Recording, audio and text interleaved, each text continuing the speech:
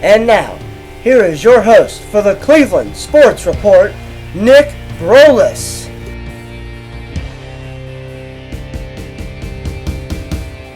Hello, everybody, and welcome to the Cleveland Sports Report. I am your host, Nick Brolis, and right off the bat, one of the things that I want to discuss with you guys tonight about is the Cleveland Browns and the free agency.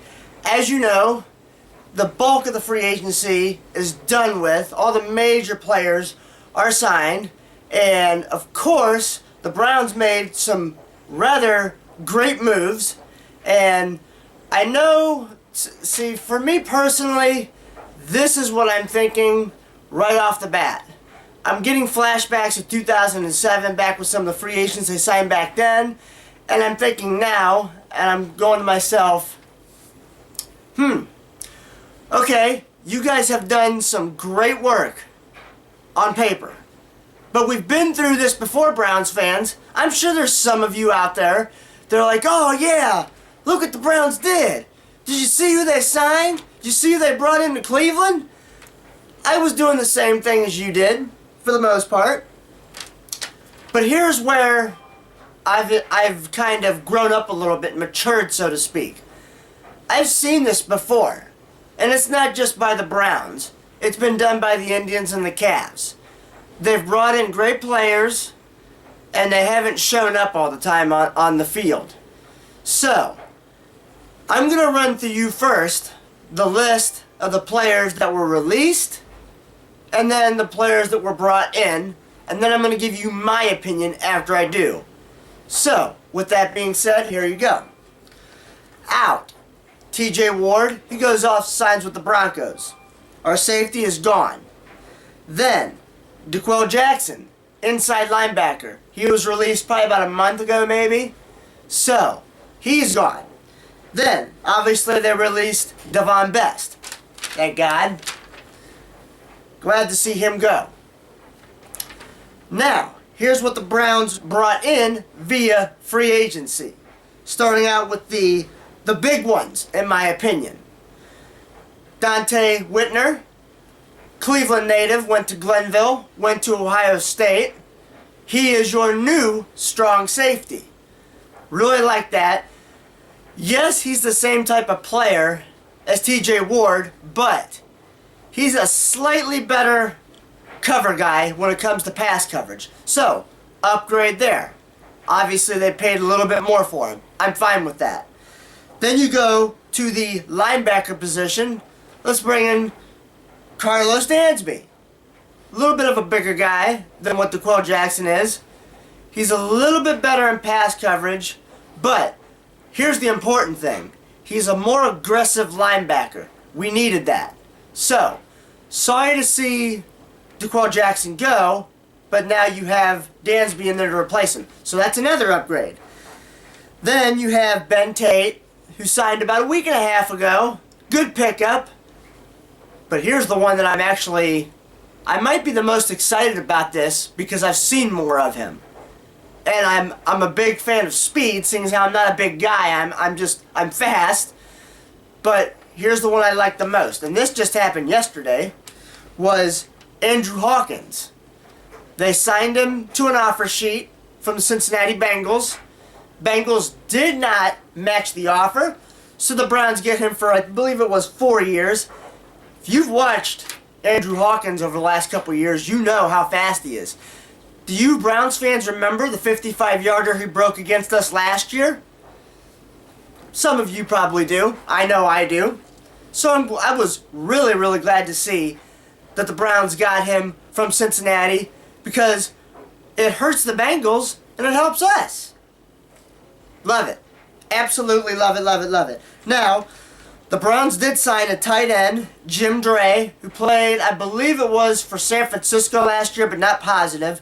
All I know is one of the big things he's known for is being a solid blocking tight end. You have a hard time finding tight ends that want to block for you these days. So, good pickup for the Browns there. And for those of you that are wondering about any possible updates with Alex Mack, he still has not garnered much attention on the free agent market. So the Browns might be able to remove that transition tag and just have him settle for, I think it's about 8 or 10 million for this upcoming season. So obviously we're going to keep you up to date and let you in on anything that we find out, but so far so good with the Alex Mack situation. Now, moving on to the Cavaliers. They lost last night 100-96 to the two-time defending NBA champion Miami Heat.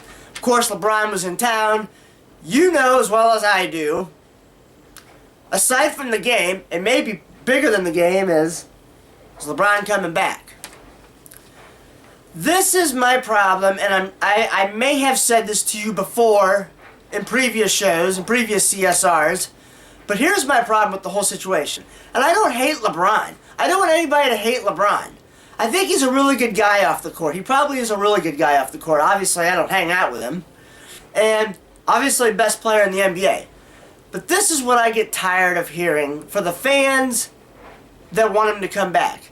It's like you're begging for LeBron to come back. Why are you begging for the guy to come back?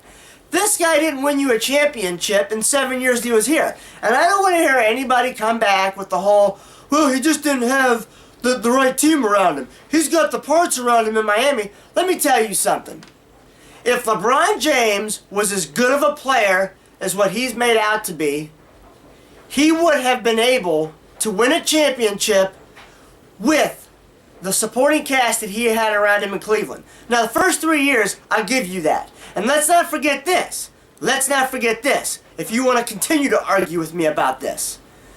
Did LeBron James not approve of every single draft pick, but most importantly, every trade that was brought through with the Cavs when Danny Ferry was the GM? And here's another thing I just thought about. 7 years LeBron was with the Cavs. How much recruiting did he do for the Cavs? Or did he just leave it all up for the front office? The first day he signed with the Miami Heat, he met Derek Fisher at the airport to try to get him to come to Miami. Not to mention some of the other free agents. My point is, he did more recruiting to get players and parts, so to speak, to the Miami Heat in one day than he did for all 7 years that he did with the Cavs. Again, I'm not upset at the fact that he left. He was more than, he was allowed to. He did all the years he did in Cleveland. He was allowed to. Why not? He fulfilled his contract. Go. Again, it was how he did it. I didn't like the decision show. Thought that was very immature. Now, granted, he's grown up a bit. I forgive him for the fact that he made that mistake, and he's acknowledged it. He's acknowledged it in numerous interviews that he's done, and within the last year, I would say. Maybe even year and a half, 2 years. Point is, I just hate hearing and seeing these people. Oh, we need LeBron back. We can't do anything without... Granted, I'm not saying the Cavs are going to win a championship without LeBron. I do think that they need him to come back to win it. But, what... And I said this to you before in a show a couple months ago. What are the Cavs going to do when LeBron retires? Does that just to say, oh, well, we might as well just kick the Cavs out of Cleveland now because they're never going to win an NBA championship without LeBron. So what happens when he retires? What are you going to do? Just tell the team, well, you might as well just leave now because LeBron's retired. There's nobody else that's going to be able to come in here and help us win a championship. Stop begging for the guy to come back. If he comes back, it's because he wants to, which I still do believe he's going to come back, regardless of the team. You can argue that. You can say how bad the team is all you want. He jumps on this team, that adds another, I'd say, 14 wins, maybe 20, to the team that we already got. We're like, we got 26 wins right now. So, you say what you want about LeBron. I'm not begging for him to come back. I'm just not. If the guy wants to come back, come back. Help your hometown team win a championship or not. It's up to you, buddy. Let me know. Let the whole world know this summer when you become a free agent. In other Cavs news, Kyrie Irving supposedly, you're going to like this, supposedly hurt his biceps. I think in the game the other night against Oklahoma City, I believe it was. Maybe it was, can't remember exactly which game. Well, no, it was Clippers game. I take that back. It was the Clippers game. Strained his biceps, supposedly. Now, some of you are going to think I'm absolutely nuts and completely disagree with me on this. That's fine. I love it. By the way, sorry I haven't mentioned this already. Phone number to call this Cleveland Sports Report, 330-555-2821. Tweet at me at mbrolis. And, of course, nickbrolis8404 @yahoo.com is the email. Because I'm sure you're going to want to fill my inbox up with this next topic. I'm not saying that Kyrie isn't hurt. But I don't think that he's as hurt as what he makes himself out to be. I say that for one reason. I've had experience with straining my biceps. I did it at the gym one day. I know I'm not a big guy, but yes, some of you are probably saying, "What'd you do, lift 5 pound weight?" Ha ha, funny. No. It was a 30 for the record. Anyways, I seen the play that Kyrie grabbed his arms. I'm sorry, but I just cannot see him straining his biceps for 2.5 weeks worth when all you do is get tangled up with a guy. Really? Come on, Kyrie. I'm just saying I think that he's done with the season because he knows they're not going anywhere, and this is his way out. I wouldn't be shocked if that was his last game as a Cavs, to be honest with you. Really wouldn't. You let me know. You tell me I'm full of it. I don't care. That's what we're here to talk about. I love when people disagree with me. Because if I'm wrong, I'm going to get educated. But if I'm right, you're going to feel stupid. So that's with that. Finally, Tribe. The spring training season, spring training part of the season is almost over. They got annihilated today, 14-3. But March 31st opens up the brand new 2014 season. I'm very much so looking forward to it, even though I've gone on record to say the Indians will not make the playoffs this year. Please prove me wrong, guys. Please. I'm begging you. March 31st, first pitch is at 10:05, I believe, against the Oakland Athletics. A very tough team, might I add. I'm looking forward to it. I'm honestly really looking forward to seeing how Carlos Santana can do at third base this year when he can play. And I'm really hoping to see Lonnie Chisenhall have a breakout year this year.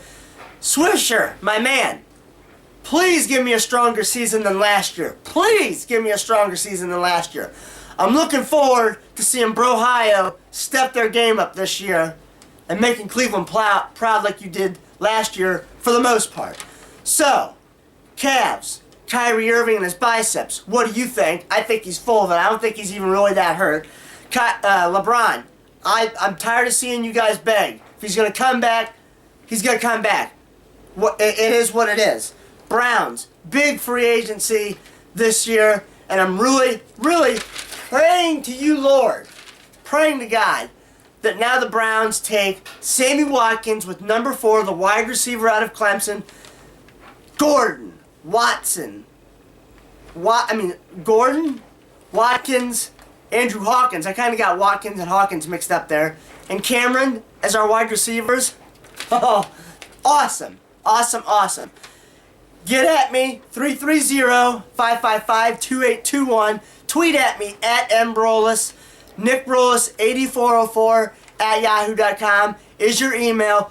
We will get to you guys on the phone lines right after this.